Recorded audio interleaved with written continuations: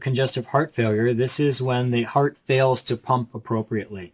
It's divided into right and left-sided failure. Some causes of left-sided failure include ischemia. If you decrease the blood flow to the heart, that would damage the myocardium, and hence the myocardium would not function properly. Hypertension can do it. The idea is that when you have hypertension, you get concentric left ventricular hypertrophy. As there's an increased stress on the heart is going to undergo hypertrophy in order to be able to deal with that stress. Now, the more that you get hypertrophy of the wall of the heart, the harder it is to be able to oxygenate that wall, because, of course, if this is the normal thickness of the wall, and now you make the wall this thick, you've got to be able to oxygenate all of this extra mass of muscle.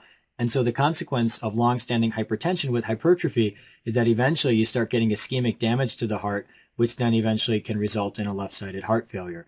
Dilated cardiomyopathy is a disorder in which you get four-chamber dilatation of the heart, left and right atrium and left and right ventricle. And as you get dilatation, you're going to stretch the muscle, and as you stretch the muscle, it's not going to be able to contract as well. And so that would be another cause of left-sided failure. Myocardial infarction, of course, if you infarct the myocardium, it's not going to be functioning, and so that can result in a left-sided failure. And finally, restrictive cardiomyopathy is a disorder where you can't fill the heart appropriately. And of course, if you can't fill the heart, you're not going to be able to pump blood appropriately, and so you'll get a left-sided failure. So these are some of the important causes of left-sided failure. The clinical consequences of left-sided heart failure will be predominantly based on pulmonary congestion. When the heart can't pump the blood forward, it's going to pile up backward, and it's going to start piling up within the blood vessels of the lung, i.e. pulmonary congestion. Now, this will increase the hydrostatic pressure within the blood vessels, leading to pulmonary edema with dyspnea. In addition, they'll have paroxysmal nocturnal dyspnea, which is where they get dyspnea as they lay flat over a period of hours. They'll have orthopnea, where they get dyspnea if they lay flat over a period of just a few minutes. In addition, they'll have crackles, which represents the edema or the fluid within the interstitial space of the lung.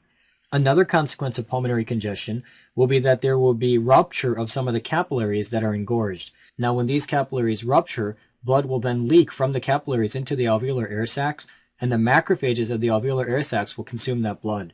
As they consume that blood, they're going to be consuming a ton of iron, and so iron will begin to pile up within those macrophages, and those are called hemosiderin-laden macrophages, and also known as heart failure cells. Here's a picture of the hemosiderin-laden macrophages. This is the alveolar air sac, and you can see that you've got these macrophages within the alveolar air sac that are loaded with hemosiderin. Again, hemosiderin-laden macrophages are also known as heart failure cells. An additional consequence of left-sided heart failure will be that there will be decreased forward perfusion.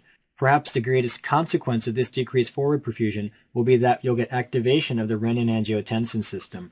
Recall that if there's decreased blood flow to the kidneys, the juxtaglomerular apparatus will get activated, releasing renin.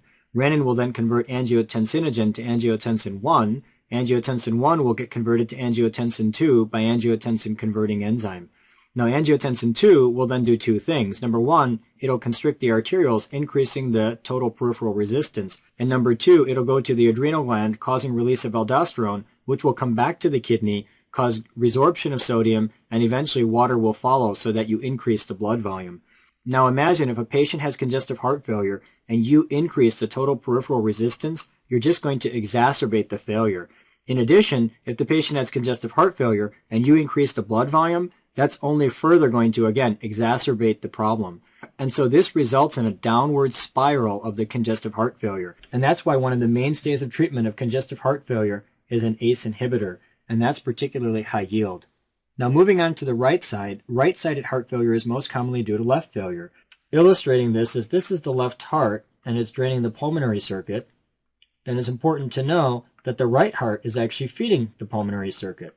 And so if there is backup of blood into the pulmonary circuit, eventually that would back up into the right heart, and then you'd get a right heart failure. And so again, very high yield to know that the most common cause of right-sided heart failure is actually left-sided failure. Other important causes of right-sided failure include left to right shunts. If you put extra blood into the right side, for example, with a shunt, so if this is right atrium, right ventricle, left atrium, left ventricle, if there is a shunt from, for example, the left ventricle to the right ventricle, that's going to then increase the amount of blood that goes into the right ventricle, increasing the risk for right heart failure. And then finally, chronic lung disease can also result in a right-sided heart failure. The idea here is that when you have lung disease, you develop hypoxia. And one of the consequences of hypoxia is that the blood vessels in the lung will constrict in response to that hypoxia. Now imagine if you have hypoxia throughout the lung, then the blood vessels of the entire lung are going to constrict, and the right heart will have to pump against those constricted blood vessels. Eventually, the right heart will fail, and that's called cor pulmonale. Now, the clinical features of right-sided heart failure are going to be due to congestion of those things that feed the right heart. So, of course, the jugular vein feeds into the right heart, so the patients can get jugular venous distension. Of course, the venous system coming from the liver and the spleen also feeds into the right heart, and so the patients can develop painful hepatosplenomegaly. One of the consequences of long-standing congestion in the liver would be cirrhosis, and when that occurs, we call that cardiac cirrhosis. Finally, because the lower extremities are also draining into the right heart, you'll get increased hydrostatic pressure within the lower extremities, resulting in a dependent pitting edema. Here's a picture of a congested liver. Recall that when you look at the surface of a normal liver, the color should be absolutely equal across the liver.